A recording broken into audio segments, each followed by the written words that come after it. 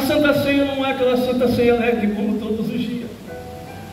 E os discípulos percebem isso. Se vocês leem Marcos, a Bíblia vai dizer que quando Jesus celebra a ceia, ele vai parar e vai falar assim: vamos cantar um hino, vamos louvar um hino. Quem é que nunca chegou na igreja frustrado, derrotado, e de repente alguém começa a adorar o Senhor com um louvor, e aquele louvor nos edifica, nos levanta, aquele louvor nos faz entender que Deus é poderoso para fazer infinitamente mais além daquilo que pensamos e sonhamos. Quem que nunca chegou na igreja triste, mas por causa de um louvor, ele saiu dali dando glórias ao Senhor?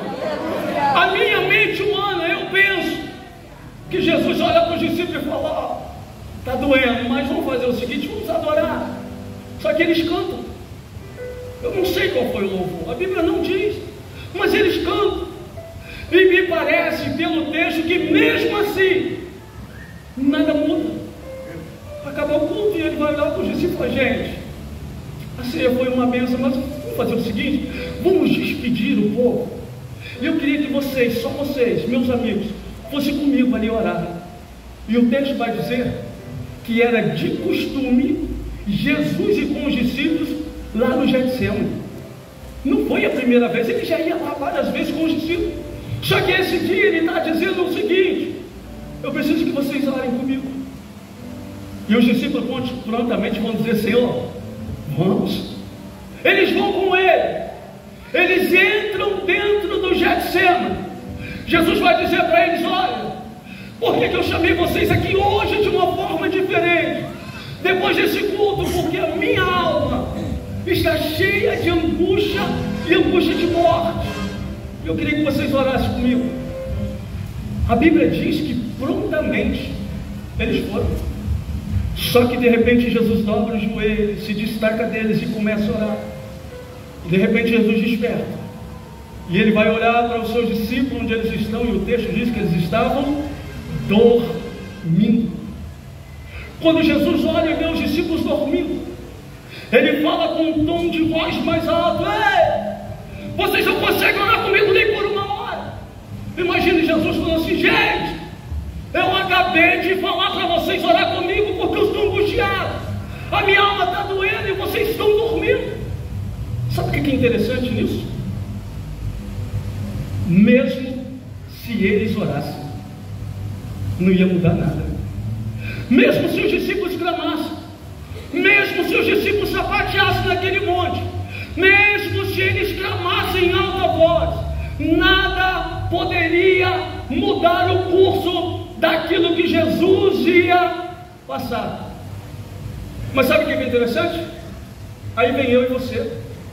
Se o próprio Filho de Deus, ele está clamando em oração, e o céu não pode responder, em algumas igrejas, eu creio que aqui não tem isso, no Rio de Janeiro tem muito disso, em algumas igrejas estão prometendo milagres, estão trocando milagre por dinheiro, estão trocando milagre por tantas coisas, estão dizendo que Deus tem que fazer. Mas eu estou pregando para uma igreja inteligente, uma igreja que tem ensinamento, uma igreja que tem palavra. E aí, se ele não fizer?